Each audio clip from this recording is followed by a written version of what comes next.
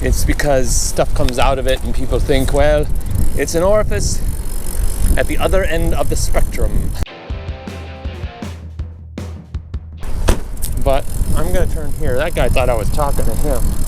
Cause I'm crazy.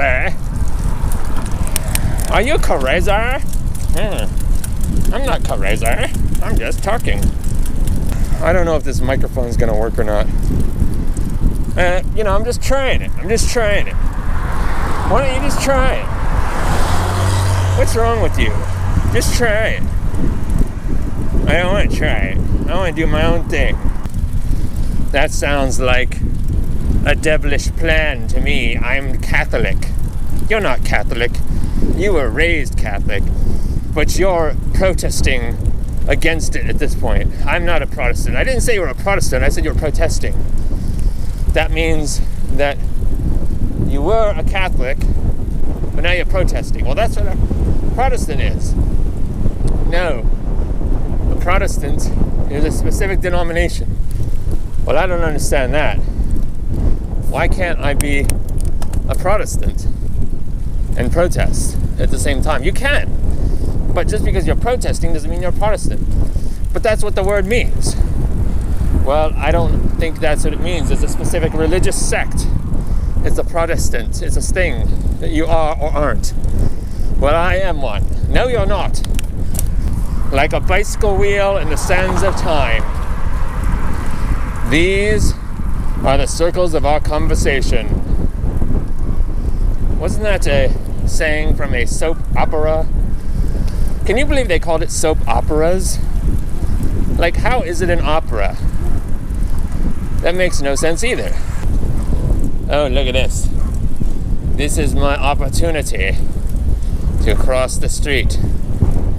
I will go along with these puppies. Get over here. Okay, we're gonna go this way now. That lady was freaked out. She's like, why is this guy talking? And I said puppies, and she stopped cold. She's like, heck, this guy is going to steal my puppies. Don't worry, lady. I'm not going to steal your puppies. I'm going to go buy them quietly and peacefully. But she thought I was nefarious. By the way, you might wonder why I'm not in the bicycle lane. It's because of those cars back there. And the doors opening and all kinds of problems would come with that. Oh yeah. This is much easier when you're going with the wind and not against it. If you stand in the shadows, you will not get sun, which is the whole point. The whole point of you going out is to get a sunny shine. Well, you're accomplishing that, aren't you? But also, you're also riding a bicycle, which is good. And that guy was like, what is this guy talking about by himself? They don't know I'm making art. I'm making an artistic project, okay? Everybody. It's not art, it's stupid. What are you doing? You're just riding around a bicycle and talking. Oh my God, look! It's a pedestrian coming straight at me in a bicycle lane. Well, there he goes. He's getting out of it now. And I think it's probably for the best that he is going to be walking around with his pants on. You see, I have my pants off, which is better. By the way, why do people really get all excited when they say, oh, I'm not wearing pants? You know, people get really excited about that. Let's unpack that, shall we? People get excited when they're like, oh, well, I'm behind a desk. I don't know. Maybe I don't have pants. Why is that such a big deal? Why do people get so crazy about it? Why? It's because they like to be naked and think about sex and, shall I say, fornication. Oh, no, not that again. Do you bring up fornication every time you talk or think or ride a bicycle? Yes, but only those three things together make me think of it.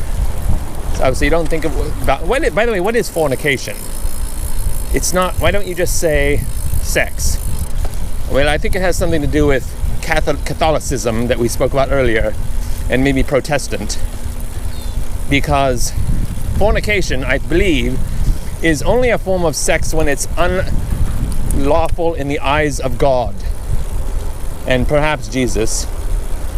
But Jesus does not care as much because he's more the human resources on earth.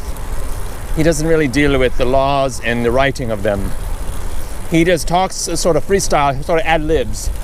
And then the gospel's written down and they're like, well, that was good today. That was a good one. And then some days they're like, nope, Jesus, I'm not including that today. Your discussion on how to make bran muffins is not interesting for the future. And Jesus was smart because he knew that 2,000 years later, bran muffins would be much more popular than they were in biblical times. But they did not listen. They did not write down his recipe, might I say, his heavenly recipe for bran muffins. Therefore, it is lost forever.